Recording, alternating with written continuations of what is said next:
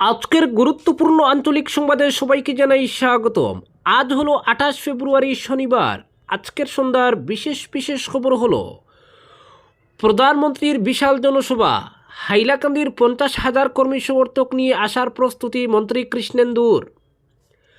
কখনো শরীর খারাপের কথা বলিনি, ইস্তফা নিয়ে 7 মাস পর মুখ খুললেন প্রাক্তন উপরাষ্ট্রপতি ধনখড়।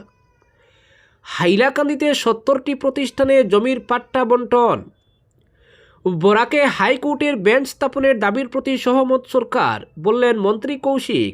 জেলা বার সংস্থার সার্ধশতবর্ষের সমাপ্তি অনুষ্ঠানে স্মরণিকা উন্মোচন। অগপর অন্দরে বিদ্রোহে বাধা, বন্ধুত্বপূর্ণ লড়াইয়ের প্রস্তাব মুখ্যমন্ত্রীর।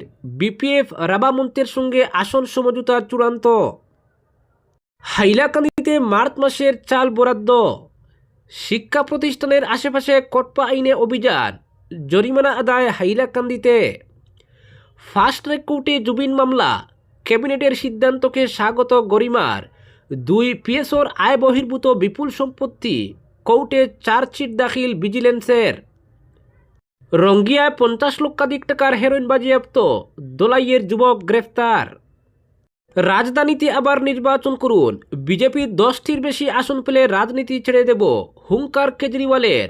আবগারি দুর্নীতির দায় থেকে মুক্ত কেজরিওয়াল শিশুদিয়ারা। মোদি শাহর বিরুদ্ধে চক্রান্তের অভিযোগ আপ সুপ্রিমর। মিত্রতা নিয়ে রাইজর দলের কোর্টেই বল টেললেন গৌরব গগৈ।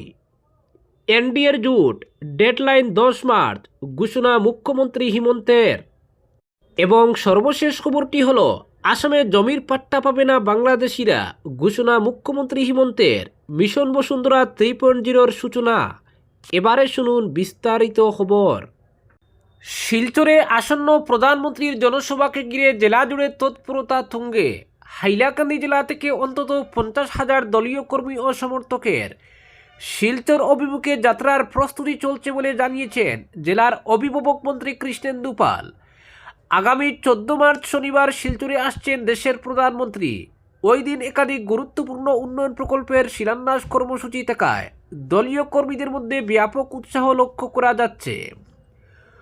প্রধানমন্ত্রীর সফরকে কেন্দ্র করে শিলচর রামনগরে এক বিশাল জনসভার আয়োজন করেছে বরাক বিজেপি। এই সভায় বরাক উপত্যকার 3 জেলা থেকে প্রায় 2 লক্ষ মানুষ উপস্থিত থাকবেন বলে দলের পক্ষ থেকে জানানো হয়েছে। হাইলাকান্দি জেলা থেকে যাতে কমপক্ষে 50,000 কর্মী সমর্থক ও নাগরিক উপস্থিত থাকতে পারেন, সেই লক্ষ্যেই সাংগঠনিক স্তরে কাজ এগিয়ে চলেছে। এই প্রস্তুতির অঙ্গ হিসেবে হাইলাকান্দিতে আসেন জেলার অভিভাবক মন্ত্রী তথা রাজ্যের পশুপালন ও পশুচিকিৎসা এবং মৎস্যমন্ত্রী কৃষ্ণেন্দু পাল। জেলা বিজেপির সভাপতি কল্যাণ গোস্বামী, প্রদেশ বিজেপির উপসভানেত্রী মুন স্বর্ণকার, প্রাক্তন জেলা সভাপতি স্বপন ভট্টাচার্য সহ অন্যান্য নেতাকর্মীদের সঙ্গে বৈঠকে বসে তিনি প্রধানমন্ত্রীর শিলচর সফর ও জনসভা সফল করার কৌশল নিয়ে বিস্তারিত আলোচনা করেন। বৈঠকে হাইলাকান্দি জেলা থেকে 50,000 মানুষের উপস্থিতি নিশ্চিত করার বিষয়টিও চূড়ান্ত করা হয়। পরবর্তী খবরটি হলো হাইলাকান্দি জেলার স্কুল কলেজ সহ 70টি প্রতিষ্ঠানে ডিজিটাল পাট্টা বন্টন করা হয়েছে। মিশন বসুন্ধরা 3য় পর্যায়ের খিলঞ্জিয়া ভূমিহীন পরিবার ও প্রতিষ্ঠানে জমির আবন্টন দেওয়ার কর্মসূচির আওতায় জেলা কমিশনারের সভাকক্ষে আয়োজন করা এক অনুষ্ঠানে ডিজিটাল পাট্টা তুলে দেন ডিসি অভিষেক জৈন। আবন্টন দেওয়া 70টি পাট্টায় প্রায় 42 বিঘা জমি রয়েছে। এর মধ্যে 66টি সরকারি শিক্ষা প্রতিষ্ঠান এবং 4টি ধর্মীয় প্রতিষ্ঠান রয়েছে। পরবর্তী খবরটি হলো বড়ভূমিতে বিপিএফের সঙ্গে আসন সমঝোতা চূড়ান্ত। রাভা হাসং যৌথ মঞ্চের সঙ্গেও সমঝোতা হয়ে গেছে, কিন্তু অগপর সঙ্গে আজও আসন নিয়ে বোঝাপড়া করা সম্ভব হয়নি। বিভিন্ন কেন্দ্রে অগপর প্রার্থিত্বের দাবিদাররা বিজেপিকে আসন ছেড়ে দেওয়ার বিরোধিতায় নেমেছেন। রীতিমতো বিদ্রোহের সৃষ্টি হয়েছে বিভিন্ন কেন্দ্রে, তাই আসন নিয়ে দুদলের সমঝোতা সম্ভব হচ্ছে না। এই পরিস্থিতিতে অগপকে আজ বন্ধুত্বপূর্ণ লড়াইয়ের প্রস্তাব দিয়েছেন মুখ্যমন্ত্রী। বড়োল্যান্ডে ইউপিপিএল বিপিএফ দুদলকে পাশে নিয়ে চলার কথা বারবার বলেছেন মুখ্যমন্ত্রী, কিন্তু সেটা সম্ভব হয়ে উঠছে না। হাগ্রামা মহিলাদের সঙ্গে বিজেপির আসন সমঝোতা চূড়ান্ত হয়ে গেছে। যতদূর খবর, বড়ভূমির 4টি কেন্দ্র বিজেপিকে ছেড়ে দিয়েছে বিপিএফ। এতে সন্তুষ্ট হয়েছেন বিজেপি নেতৃত্ব। এর প্রতিক্রিয়ায় 15টি কেন্দ্রেই নিজেদের প্রার্থীর নাম ঘোষণা করে দিয়েছে ইউপিপিএল। বড়ভূমির বাইরে ধেমাজি, লখিমপুর, দরং, গোলাঘাট ইত্যাদি জেলায় 21টি আসনে প্রার্থী দেওয়ার কথা ঘোষণা করেছে প্রমোদের দল। এই পরিস্থিতিতে বড়ভূমিতে হাগ্রামার সঙ্গে জোট করেই বুটে লড়বে বিজেপি। ইউপিপিএল অবশ্য আনুষ্ঠানিকভাবে এনডিএতে টাকা না টাকা নিয়ে 1 মার্চ সিদ্ধান্ত নেওয়ার কথা ঘোষণা করেছে।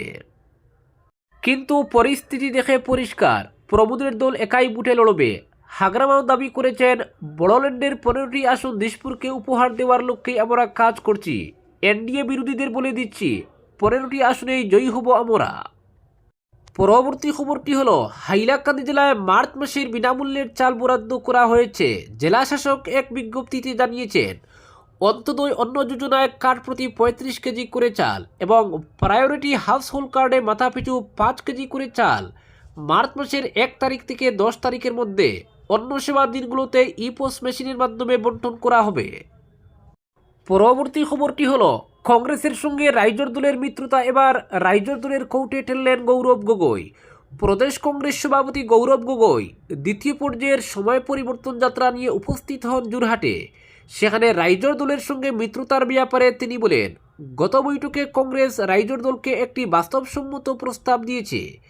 এই প্রস্তাব নিয়ে রাইজর দল কী প্রতিক্রিয়া জানায় তার উপরই সব নির্ভর করবে। ফলে মিত্রতার সিদ্ধান্ত রাইজর দলের উপর বলে উল্লেখ করেন গৌরব। তাহলে কি রাইজর দলের সঙ্গে মিত্রতা অনিশ্চিত হয়ে পড়েছে? তা নিয়ে গৌরব বলেন, রাইজর দলের সঙ্গে মিত্রতা আছে, তবে এর বেশি তিনি মুখ খুলতে চাননি। প্রশ্ন করা হয়েছিল, রাইজর দল কংগ্রেসের কাছে যে 12টি কেন্দ্র চেয়েছিল সেগুলোর মধ্যে 2টি কেন্দ্র নিয়ে কি আলোচনা আটকে রয়েছে। গৌরবের স্পষ্ট মন্তব্য, এ নিয়ে এখনই সংবাদ মাধ্যমের সামনে কিছু বলা যাবে না। মিত্রতা নিয়ে রাইজর দলের সঙ্গে আলোচনার জন্য একটি কমিটি রয়েছে, সেই কমিটি আলোচনা অব্যাহত রেখেছে, চূড়ান্ত হলেই জানা যাবে। এদিকে আসাম জাতীয় পরিষদের সঙ্গে আসন বাটোয়ারা করে বিপদে কংগ্রেস। একাংশ কেন্দ্র অজাপকে ছেড়ে দেওয়ায় কংগ্রেসের মধ্যে অসন্তুষ্টি দেখা দিয়েছে। কিছু স্থানে কংগ্রেস কর্মীদের তুপের মুখে পড়তে হয়েছে প্রদেশ কংগ্রেস সভাপতিকে। এ নিয়ে তিনি বলেন, আবেগ থাকবে, সকলেই চান দলের প্রতীক নিয়ে জনগণের কাছে যেতে, ফলে খুব থাকা স্বাভাবিক। পরবর্তী খবরটি হলো, আবগারি কেলেঙ্কারিতে মুক্ত পেয়ে পাল্টা প্রধানমন্ত্রী নরেন্দ্র মোদী এবং কেন্দ্রীয় স্বরাষ্ট্রমন্ত্রী অমিত শাহকে চ্যালেঞ্জ ছুড়ে দিলেন দিল্লির প্রাক্তন মুখ্যমন্ত্রী অরবিন্দ কেজরিওয়াল। তার হুঙ্কার, রাজধানীতে আবার নির্বাচন করুন, বিজেপি 10টির বেশি আসন পেলে রাজনীতি ছেড়ে দেব। আবগারি দুর্নীতি মামলায় কেজরিওয়াল এবং দিল্লির প্রাক্তন উপমুখ্যমন্ত্রী মনীষ সিসোদিয়াকে মুক্তি দেয় দিল্লির রাউস এভিনিউ কোর্ট। আদালত জানিয়ে দিয়েছে, দিল্লির তথাকথিত বিতর্কিত আবগারি নীতিতে কোনো রকম অপরাধমূলক উদ্দেশ্য বা ষড়যন্ত্র ছিল না, তা প্রমাণ করতে পারেনি সিবিআই। এরপরই এদিন সাংবাদিক বৈঠক করে দিল্লির প্রাক্তন মুখ্যমন্ত্রী। বিজেপিকে আক্রমণ করে কেজরিওয়াল বলেন, গোটা দিল্লি ধ্বংস হয়ে গিয়েছে। মোদী এবং স্বরাষ্ট্রমন্ত্রী অমিত শাহের ক্ষমতার লোভের সবচেয়ে বড় পরিণতি দিল্লির 3 কোটি মানুষ ভোগ করেছেন। দিল্লির মানুষকে জিজ্ঞাসা করে দেখুন, আমি প্রধানমন্ত্রীকে চ্যালেঞ্জ করছি, যদি সাহস থাকে তাহলে আবার দিল্লিতে নির্বাচন করুন। বিজেপি যদি 10টির বেশি আসন পায় তাহলে আমি রাজনীতি ছেড়ে দেব। দিল্লির মানুষ আপনাদের উপর বিরক্ত। অবশ্য নিম্ন আদালতে কেজরিওয়াল এবং মনীষ সিসোদিয়ার মুক্তির রায়কে চ্যালেঞ্জ জানিয়ে শুক্রবার বিকেলেই দিল্লি হাইকোর্টে আবেদন করেছে তদন্তকারী সংস্থা সিবিআই। তদন্তকারী সংস্থার একটি সূত্র সংবাদ সংস্থাকে জানিয়েছে, নিম্ন আদালতের রায়ের বিরুদ্ধে উচ্চ আদালতে যাওয়ার সিদ্ধান্ত নেওয়া হয়েছে। কেন এই সিদ্ধান্ত? ওই আধিকারিক জানান, সিবিআই মনে করে ওই মামলায় হয় কিছু দিক উপেক্ষা করা হয়েছে, নয়তো পর্যাপ্তভাবে বিবেচনা করা হয়নি। শুক্রবার দিল্লির আদালত আবগারি দুর্নীতির মামলা থেকে দিল্লির প্রাক্তন মুখ্যমন্ত্রী অরবিন্দ কেজরিওয়াল, প্রাক্তন উপমুখ্যমন্ত্রী মনীষ সিসোদিয়া সহ 21 জনকে অব্যাহতি দিয়েছে। এই 21 জনের মধ্যে রয়েছেন বিআরএস নেতা কে চন্দ্রশেখর রাওয়ের কন্যা কে কবিতাও। সেই রায় নিয়ে ইতিমধ্যেই রাজনৈতিক মহলে তোড়জা তুঙ্গে উঠেছে। তার মধ্যে সিবিআই এই নির্দেশকে চ্যালেঞ্জ করে দিল্লির উচ্চ আদালতে আবেদন করল। 2025 দিল্লি বিধানসভা নির্বাচনের সবচেয়ে বড় ইস্যু ছিল আবগারি দুর্নীতি। বিজেপির অভিযোগ ছিল, দিল্লিতে যে আবগারি নীতি চালু করেছিল তা রাজধানীর কোষাগারে বড় ধাক্কা দিয়েছে। অন্তত 2026 কোটি টাকা ক্ষতি হয়েছে দিল্লি সরকারের। তাতে মূল অভিযুক্ত হিসেবে তুলে ধরা হয়েছিল কেজরিওয়াল ও সিসোদিয়াকে। সব মিলিয়ে 23 জনকে এই মামলায় অভিযুক্ত করে সিবিআই। আদালতের পর্যবেক্ষণ, তদন্ত চলাকালীন সিবিআই কারো বিরুদ্ধে পুক্ত প্রমাণ দিতে পারেনি। আদালতের পর্যবেক্ষণ, মনীষ সিসোদিয়ার বিরুদ্ধে প্রাথমিক প্রমাণও জোগাড় করা যায়নি। আর কেজরিওয়ালের বিরুদ্ধে মামলা সাজানো হয়েছিল স্রেফ ধারণার ভিত্তিতে। রাউস এভিনিউ কোর্টের বিশেষ বিচারপতি জিতেন্দ্র সিং বলেন, এই মামলার বেশিরভাগটাই সাজানো হয়েছে রাজসাক্ষীর বয়ানের ভিত্তিতে, সেটা করা যায় না। সিবিআইয়ের তদন্তকারী আধিকারিক কুলদীপ সিংয়ের বিরুদ্ধে বিভাগীয় তদন্ত হওয়া উচিত বলেও মন্তব্য করেন বিচারপতি। নিম্ন আদালতের রায় শুনে কেঁদে ফেলেন কেজরিওয়াল। তিনি বলেন, আপনারা কুর্সি চান, ভালো কাজ করে সেটা অর্জন করুন, এভাবে দেশের সংবিধান নিয়ে ছেলেখেলা করবেন না। মনীষ সিসোদিয়া সৎ, আম আদমি পার্টি সৎ। 2024 সালের ফেব্রুয়ারি মাসে দিল্লির বিধানসভা নির্বাচনে বিজেপির কাছে হেরে যায় কেজরিওয়ালের দল আম আদমি পার্টি। রাজনৈতিক পর্যবেক্ষকদের একাংশ মনে করেন, অন্য অনেক বিষয়ের সঙ্গে নির্বাচনে বড় প্রভাব ফেলেছিল এই আবগারি দুর্নীতির মামলা। সেই বিষয় উল্লেখ করে বিজেপিকে চ্যালেঞ্জের সুরে কেজরি বলেন, দিল্লিতে এখনই বুট হোক, বিজেপি যদি 10টার বেশি আসন পায় তবে রাজনীতি ছেড়ে দেব। পরবর্তী খবরটি হলো, আসামে জমির পাট্টা পাবে না বাংলাদেশিরা, ঘোষণা মুখ্যমন্ত্রী হিমন্তের। বাংলাদেশিরা জমির পাট্টা পাবে না রাজ্যে, বরঞ্চ তাদের দখলে থাকা জমি ছিনিয়ে নিয়ে বিতাড়িত করা হবে, এটাই সরকারের লক্ষ্য। তবে ভূমিপুত্রদের জমির পাট্টা দেওয়া হচ্ছে এবং ভবিষ্যতেও দেওয়া হবে। ধেমাজির দেউরিবিলে আয়োজিত মিশন বসুন্ধরা 3.0-র সূচনা করে ভাষণে একথা বলেন মুখ্যমন্ত্রী হিমন্ত বিশ্ব শর্মা। নির্বাচনের মুখে এদিন হাজার হাজার জনগণকে সাক্ষী রেখে মুখ্যমন্ত্রী বলেন, বাংলাদেশিদের বিতাড়িত করার পাশাপাশি ভূমিপুত্রদের জমির পাট্টা দেওয়াই সরকারের নীতি। সব জায়গায় ভূমিপুত্ররা জমির পাট্টা পাবে, কিন্তু বাংলাদেশিরা জমির পাট্টা পাবে না। এমনকি বাংলাদেশিরা যাতে আর জমি দখল করতে না পারে সেই ব্যবস্থাও করা হয়েছে। তাদের দখলে থাকা জমি ছিনিয়ে নিয়ে সীমান্তের ওপারে ঠেলে দেওয়া হবে বাংলাদেশিদের। তিনি বলেন, ভূমিপুত্রদের জমির পাট্টা প্রদানে আগে কোনো সরকারি অগ্রাধিকার দেয়নি। জমির নথিপত্রেও যথেষ্ট ত্রুটি ছিল। চেষ্টা করেও ভূমিপুত্ররা জমির পাট্টা পাননি। জমির নথিপত্র না থাকায় ঋণ নিতে অসুবিধার মুখোমুখি হতে হয়েছিল ভূমিপুত্রদের। এমনকি সঠিক নথিপত্র না থাকার সুযোগ নিয়ে অনৈতিকভাবে অনেকেই ভূমিপুত্রদের জমি দখল করেছিল, কিন্তু এখন আর সেই পরিবেশ নেই। গত 5 বছরে লক্ষ লক্ষ ভূমিপুত্র জমির পাট্টা পেয়েছেন। মুখ্যমন্ত্রী বলেন, রাজ্যে 78,000 বর্গ কিলোমিটার জমি রয়েছে, তাই 5 বছরে জমির সব সমস্যার সমাধান সম্ভব নয়।